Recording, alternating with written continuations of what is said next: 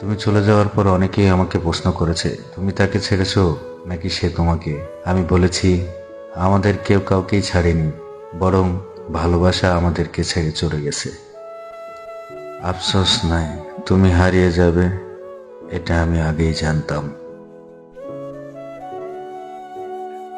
যদি বলো আমি সব থেকে বেশি কিসের ভয় পাই, তাহলে আমি বলবো তোমাকে হারানোর।